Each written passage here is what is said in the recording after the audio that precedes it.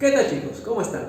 El día de hoy, continuando con lo que es el estudio para el examen de transformar, vamos a ver lo que son la conversión de unidades, ¿sí? Este tema es muy importante para cuando nosotros queremos realizar cualquier tipo de conversión, bastante similar a lo que ya vimos en la regla de 3.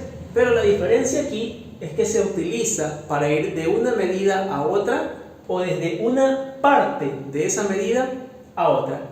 Se podría decir que aquí esto se clasifica en dos grupos: los múltiplos y submúltiplos y las conversiones dentro de ellos, y también el uso de tablas de conversión para ir de una medida a otra.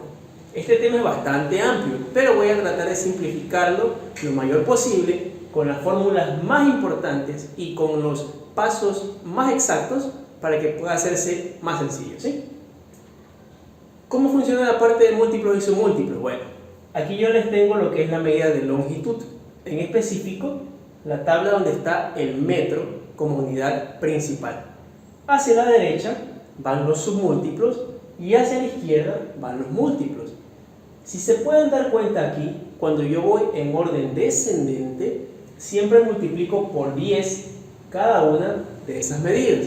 Lo que quiere decir que, por ejemplo, un kilómetro tiene 10 hectómetros, un hectómetro tiene 10 decámetros, un decámetro tiene 10 metros, y así sucesivamente.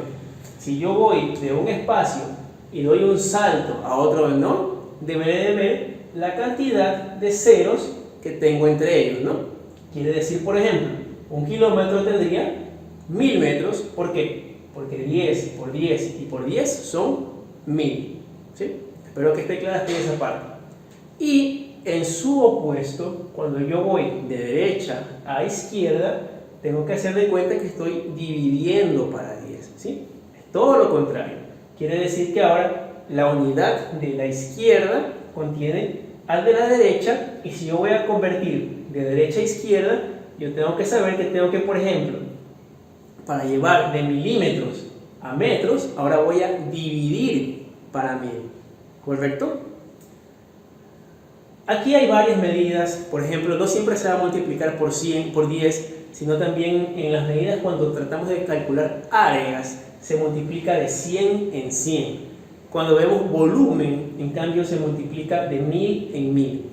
Las tablas son bastante similares, pero para ahorrar espacio se las voy a poner en las pantallas, ¿sí? Para que puedan ver más o menos cómo es la estructura, pero que el funcionamiento al final es el mismo.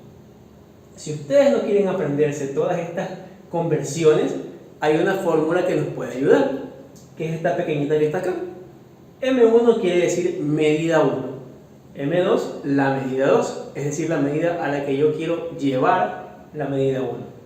Y en la parte de acá viene la equivalencia de la medida 2 con la medida 1. ¿Pero qué quiere decir todo esto?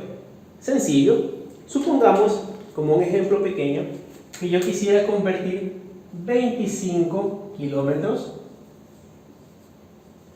a metros. Entonces yo digo, bueno, 25 kilómetros por... Siempre se debe poner el equivalente que quiero eliminar en su lado opuesto. Esto quiere decir que si aquí la medida está en el numerador, acá deberá ir en el denominador, ¿sí? Entonces acá yo voy a poner kilómetros y arriba voy a poner los metros, ¿no? Lo que quiero eliminar a lo que quiero llevar. ¿Y cuál es la relación entre ellos dos? Si vemos la tabla de múltiplos y submúltiplos, sabemos que un kilómetro tiene 1000 metros, ¿ya? De esa manera se eliminan los kilómetros y yo veo que tengo que multiplicar 25 por 1000, que vendría a ser 25.000 metros. Ven que es exactamente lo mismo que les mencionaba acá, ¿no?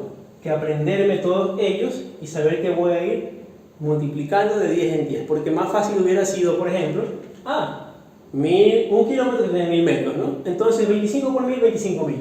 Correcto.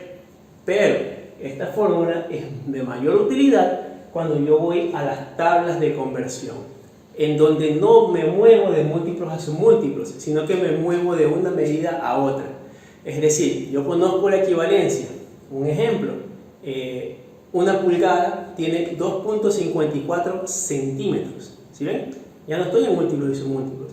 Entonces, si yo deseo, usando esa equivalencia de ahí, puedo moverme directamente de pulgadas a centímetros, o de pulgadas a metros, o de pulgadas a kilómetros, porque ya sé cómo llegar a centímetros, y estando en centímetros puedo aplicar múltiplos y submúltiplos para desplazarme, ya sea a kilómetros, ya sea a metros, o ya sea a milímetros. Y todo eso se puede utilizar con esta tablita de aquí, con esta pequeña fórmula que está aquí. Cada una de estas medidas tiene una tabla diferente y tiene un mundo completamente diferente de acuerdo a su desempeño.